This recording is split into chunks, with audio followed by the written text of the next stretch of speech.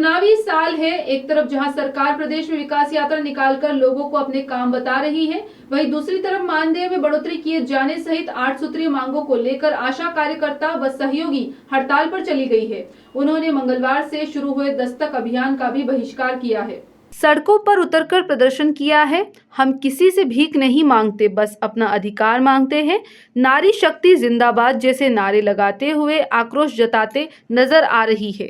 हड़ताल 14 फरवरी तक जारी रखने की एवं विशाल प्रदर्शन करने की चेतावनी भी दी जा रही है। सरकार द्वारा मांगों का निराकरण नहीं किया गया तो आंदोलन करेंगे। इससे पहले आशा कार्यकर्ता व सहयोगियों ने साल 2018 में प्रदर्शन किया था। आशा कार्यकर्ताओं को अभी 2000 रुपए मानदेय मिलता है और डिलीवरी, टीकाकरण, नसबंदी आदि कामों के लिए प्रोत्साहन राशि भी दी जाती है, जो महंगाई को देखते हुए कम है। जावरा पिपलोदा ब्लॉक में करीब 350 आशा कार्यकर्ता व 32 सहयोगी है। इनके हड़ताल पर जाने से प्रसूताओं से लेकर महिलाओं को परेशान होना पड़ेगा। आशा कार्यकर्ता ही प्रसूताओं को डिलीवरी के लिए सरकारी अस्पताल लाना ले जाना करती है। 0 से 5 साल तक के बच्चों को नियमित टीकाकरण भी करवाती है।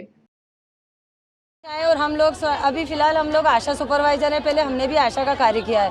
तो जब हम लोग 4 किलोमीटर, 10 किलोमीटर, 15 किलोमीटर की दूरी तय करके हितग्राही को हॉस्पिटल लेके आते हैं। अगर रात बेरात आते हैं, वो मौसम चाहे गर्मी, सर्दी, बरसात, कोई सा भी मौसम हो, तो अगर डिलीवरी रात को 10 बजे या 11 बजे हो जाती है तो हमारे जाने की व्यवस्था नहीं होती है। तो हम चाहते हैं कि हॉस्पिटल में हमारे लिए एक रूम दिया जाए ताकि कोई सी भी आशा वहाँ 1-2 घंटे मतलब रात बिता सके।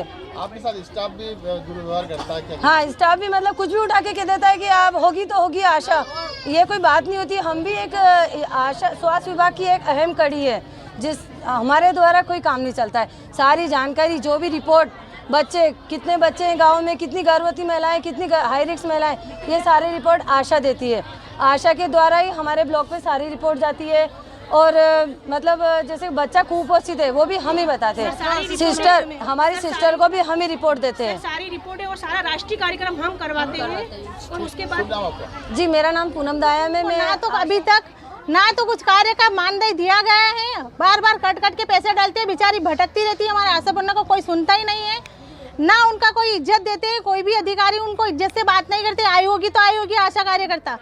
और ऐसे कोरोना में हमारी आशा बहनों ने अपनी जान की परवाह ना करते हुए कार्य किया है। जान की परवाह ना करते हुए भी कार्य किया। अभी तक उनका कोई मानदेय फिक्स नहीं किया गया सरकार द्वारा।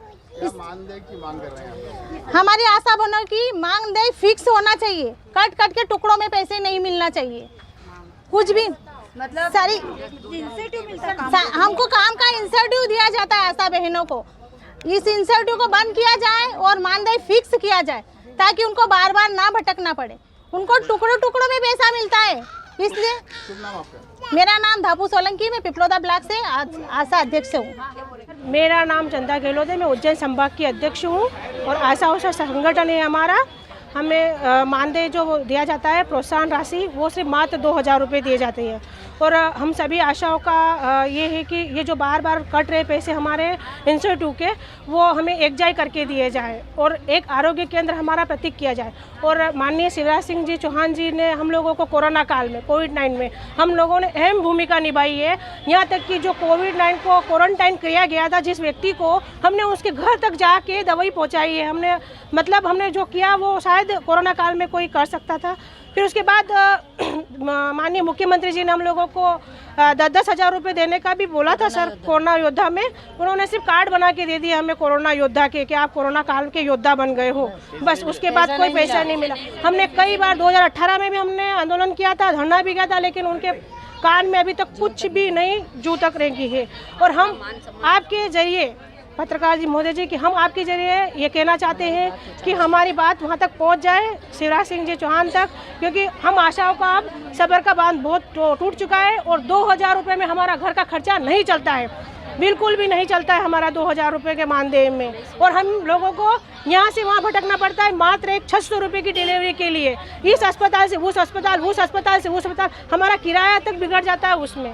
तो और महिला हॉस्पिटल की जो नर्सें वगैरह भी आप लोगों को बराबर सपोर्ट करती हैं? हमारे महिला जो हॉस्पिटल की जो नर्सें अभद्र व्यवहार करती है हमारे साथ में। आप वहाँ हम लोगों को ऐसा महसूस होता है कि भाई हम क्या हैं, हमारा कोई महत्व ही नहीं है। और जो मुँह में आए, और हाँ, बड़े बड़े अधिकारी लोग भी हमको धमकियाँ देते हैं कि आपको हटा दिया जाएगा।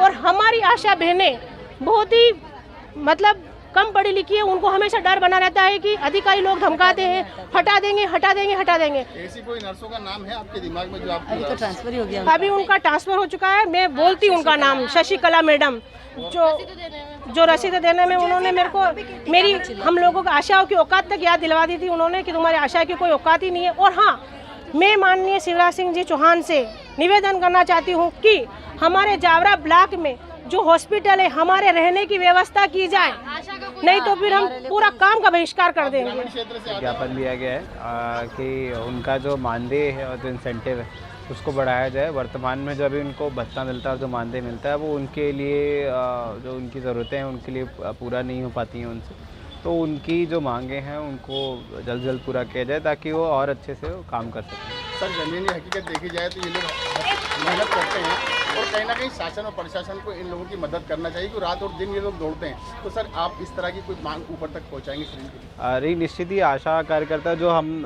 हेल्थ सर्विसेज में जो हमारी सबसे जो मजबूत जो कड़ी है, जो ग्राउंड लेवल पे जो काम करते हैं वो आशा और जो एएनएम है, यही सब काम करते हैं। तो निश्चित इनकी मांग को हम शासन तक पहुँचाएँगे। शासन अपने स्तर पर इनकी डिमांड्स को देखें।